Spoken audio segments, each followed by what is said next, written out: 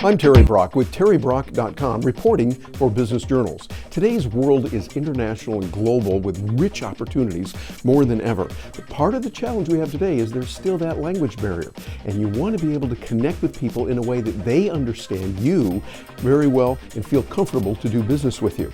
Using translation services like Google Translate provides some good connection for some areas, but that's largely limited to casual communication, maybe between friends, because it doesn't always come out exactly word for word the way you want it.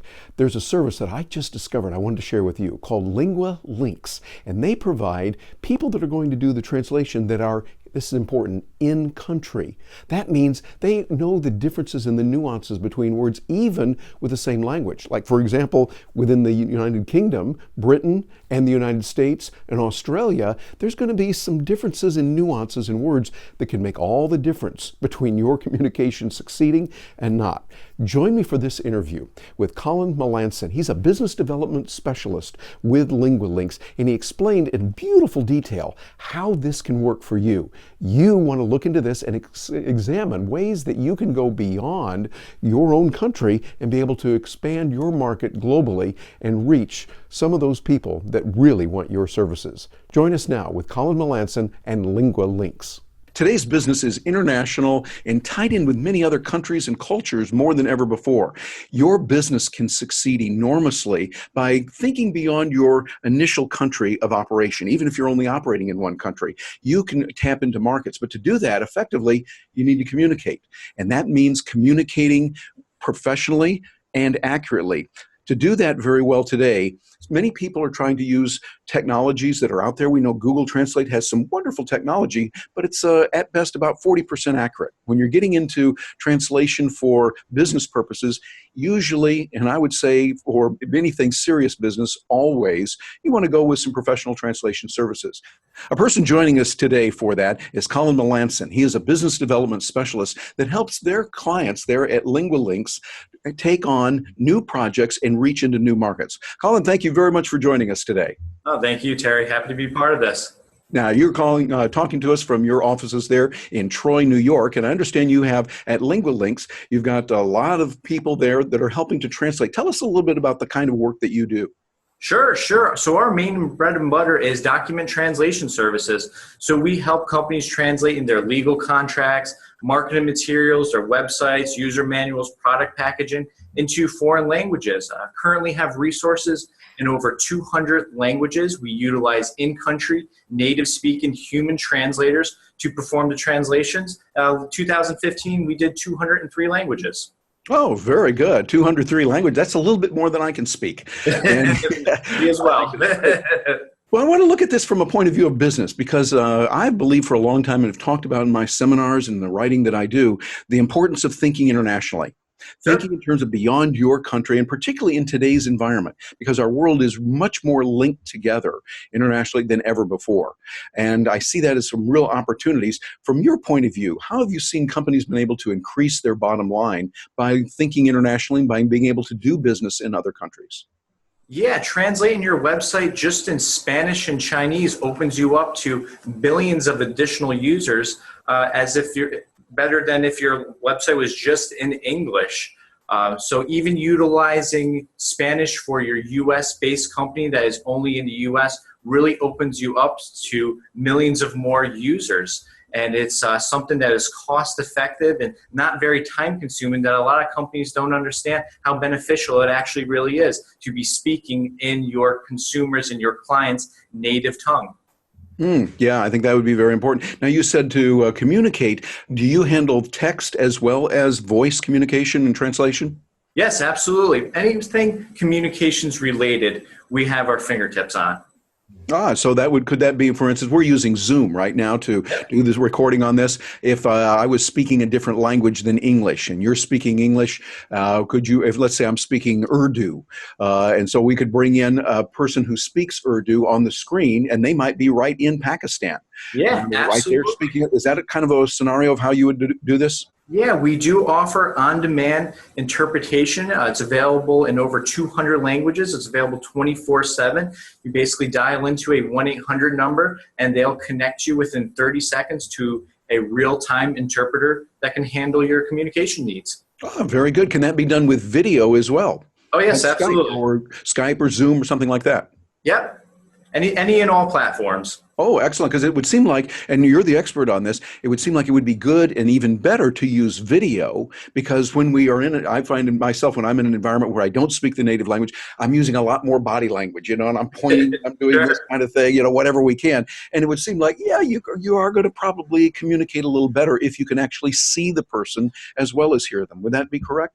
Yeah, absolutely. Body language is a huge part of communication. So being able to see the other person's face, mannerism, definitely goes a long way. Okay. Well, let's say there's someone watching this, a small business owner, a medium-sized business owner, and they've got some documents that need to be translated. What are the criteria and the checklist that they might need to go through in their mind before they select any given service to do some translation work for them? Sure. Well, ultimately, we're going to want to know where you are looking to market your communication efforts. Spanish, is it Spanish for Spain, the U.S., Latin America, Mexico? So really narrow down and specify where you're looking to release these documents would be the first step. And why are you trying to reach this specific market? Yeah, and let me interrupt you there for a moment, because you said something extraordinarily important there. And one thing I like about what you said, that before we were recording, LinguLinx is doing, that just because I say, oh, I need it into, as an example, Portuguese. Sure. Well, there's a difference between Portuguese over in Lisbon, Portugal, and Buenos Aires, and Rio de Janeiro, in Rio de Janeiro there in Brazil. The difference. And I like the way that you do that. You are using people that are in country, so they know the way of doing it. And for those of you that are watching this and have had experience, there's a little difference in the language between the US and the UK. Over in London, they might say they're using the same language, but they're a little different. I just got back from Australia, and I find, Australian is a little different. There's little nuances and words and little things that in a business context can make all the difference in the world. So that's something I really appreciate what you said on that. Yeah. One of our main ways to ensure quality is going to in-country native speakers. So when they perform translations, they're taking into context all the nuances, colloquialism of that specific market. And most importantly, they're making sure it's culturally appropriate. The last thing you want to do is offend somebody with your message. Yeah, I think that's really important. How do you find those people? How do you vet them? Someone saying, hey, yeah, I can speak the language. How do you really find out if they can? That goes through our linguistic vetting process. We have a vendor manager, Scott Forkel, and that's all he does day in and day out is vet linguists. It starts with a resume and references. We need these linguists to be, first of all, in-country native speakers. They have to have been a linguist for at least 10 years. We prefer if they are American Translator Association, ATA certified. However, the ATA only covers 17 languages, so a lot of the languages that we cover are not applicable to the ATA. And what does ATA stand for? American Translators Association. Okay, thank you. So then on top of that, we ask them to take a 300-word, very technical sample test that is reviewed by an already approved vendor. They need to at least get a 97% or better on the test to be allowed in our pool of applicants. Any mistakes such as typos, punctuation, capitalization is an automatic failure. Everyone in our headquarters in New York is there. We're not proofreading any of these, the translations. We're leaving that all to our resources. So we have to be 100% positive that we are using the best of the best resources for our translation needs. I like the way you say that, because I've often thought, people can try to pretend they know something they don't. I could say, for instance, I don't speak German. I know a couple of words, and when I've been there, I can say "Sprechen Sie Deutsch." Yeah. Well, if I say that and you don't know, and you might, and I say, yes, I speak German fluently. "Sprechen Sie Deutsch?" Yeah. Maybe a couple other words, you go, wow, he sounds like he does. I like the way you do the vetting process. I think that's important, not only in language, but in many other areas. So what other considerations do we need when we're thinking about using a service for the translation? Well, you're going to want to make sure that this message, once you've realized what target market you are, you're going to launch in, You want to make sure your product is going to be well received there. So maybe doing some background information, which of course we can assist with, and making sure your product or your service is going to be well received in that market, making sure there's a need for it. So we like to call that cultural consultant. So before you spend all this money translating your materials into Spanish, well, let's see if there's an actual need for your product or services there. That's a good way to look at it, rather than just saying, okay, let's do it over there. Actually, that comes back to what you're doing as a business development specialist. Yes, absolutely. You're able to really look at it from a business point of view and make sure, okay, we're getting some really good information this way, and we're able to do it. Any other pointers that we need to be aware of when we're in the translation market? I would just want, on top of that, nothing is jumping out to mind per se, but I would just really take your time and doing your research on the market you're looking to target to make sure it's a viable option. Just because there's a billion people that speak Chinese doesn't necessarily mean your product or service is going to be a hit when translated into Chinese. And you're also going to want to follow up your translation efforts with multilingual SEO as well. You know, simply just translating your website into a foreign language and then just leaving it as is. Well, you're going to want to back that up with blogs and articles in said language as well. Yeah, I think that's very good, because another thing we talk about, and I'm sure you're familiar with, is the people that can speak a little bit of the language, but it just doesn't quite adapt. That's not the word to use. I remember a few years ago, I was in Japan on my first trip, and the theme that Coca-Cola had for that time was, I feel Coke. Sure. And you and I would look at that and go, what do you mean I feel Coke? I mean, feeling, we're thinking like, okay, do I want to feel it? You know, it's kind of sticky, I think. I don't know. You know, taste is a whole different thing, but feeling, you know, but I understand what they were saying, like, I feel like a Coca-Cola, but that's okay. They did it in Japanese, and so they used what is often called Japlish, like Spanglish. Sure. Sure, other languages have the type of thing. And I love what you're doing is at LinguLinx. You're getting a chance to not only translate, put it through accurately, correctly, everything's got to be done right. But even more importantly, you're helping them on SEO. You're really becoming not just translators, but business partners that help them generate more business. And to me, I think that's probably the most important consideration that any company would have to look at when they're first going in there. What do you think?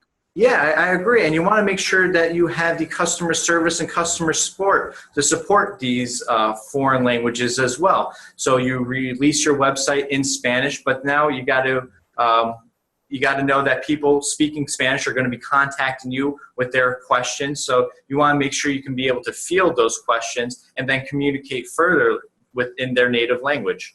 Yeah, and it would seem also like, from a strategic point of view, let's say we've done it, we've translated it from English into Spanish, and it's working, and we're getting results in Spain, for instance, and you did it for the right region that works particularly well in Barcelona, whatever, and you've been able to do that. But I go, we really need to do this also in French and Italian and German. So because working with you, you would be familiar with it already. You would be able to say, okay, we got this in Spanish. Now we're going to do a similar type of process, but in these other languages, whatever they might be. Absolutely. Can be really helpful. Now, I want to take you over into another realm also. We see that speaking is important. I appreciate the fact that you can help companies kind of shepherd them through the process of what needs to be done with voice translation or voice interpretation, so you can talk. We know that Microsoft is coming out with Skype that will have the interpretation capability. I speak in English, and the person on the other side hears it in their native language, starting with a few languages. It seems like that's ultimately where our technology is moving, and that 10, 20, 30 years from now, we'll probably have that. But I would like to hear your point of view, since this is what you do for a living.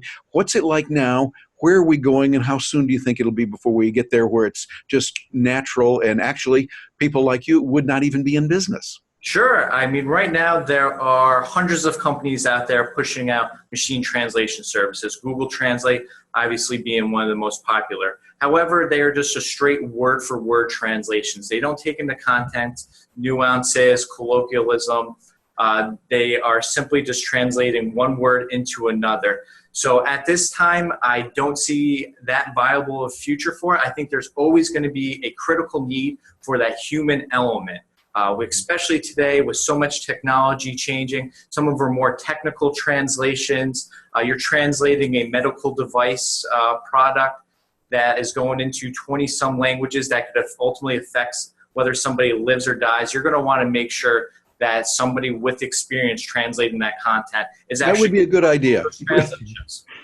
It's one thing if they don't order enough concrete from your proposal. It's a whole other thing if they use the wrong medicine for someone. Exactly, Yeah. exactly. What Microsoft is doing is, of course, a little different. I haven't used it myself, but what are your thoughts on what Microsoft is doing today with Skype? I mean, that is a great idea. As far as this communication, I mean, we even tell clients, if you're just sending emails back and forth from a friend that lives in France and you want to communicate in French, by all means, you use Google Translate. But anything that you are looking to print, publish, you're going to want to utilize a professional translation service. Okay, yeah, and that makes all the sense in the world. But when you're speaking, are you saying the same thing would be there, or are we at a level with the Microsoft using Skype, particularly because they're not they're not translating, they're actually interpreting and doing it that way? Is that interpretation? How would you say is that at a 40% level, or are we at a 50% level, a 90% level? What would you say on the speaking side, not the written side? The interpretation, I would say, would follow along the same accuracy as machine translation software. You're probably in that 40 to 50% accuracy range. Yeah, makes sense. So I think it's a good step, and hey, we applaud it. But again, those of you that are watching this know this is where we are today, and it's wonderful that we've got services that are available that can do this for you, helping in the translation as well as the interpretation. Translation being we're doing it in writing, interpretation being a spoken word or so. Well, this is an exciting area for me because I see the opportunities traveling around the world as I do, and I'm really working to learn language. I've got a long, long way to go, and it's nice to know that services are like that out there. Colin, if someone wants to get in touch with you, they say, hey, this sounds good, I want to find out more about it. How can they best get in touch with you? Well, the first step would go to LinguLinx.com, read some of our case studies, see the clients that we're currently working with, the services we're offering, and then I made available to my clients 24/7 via phone as well as email. Sounds good. And please, for those that are going to be watching this that are not native English speakers, please spell that very slowly and carefully how they can get there to you on the website. So LinguLinx is LinguLinx.com. Very good. All right. Well, Colin, thank you so much for joining us today. This has been a real treat for me personally, and for those of you that are watching this. I know that there's a lot of opportunities there. This is a company that has done a lot in the area, helping many clients of theirs for the translation and interpretation services. And if you're looking at it at all, it's worth inquiring about it and making contact. I'm Terry Brock with Business Journals. Thank you very much for joining me today.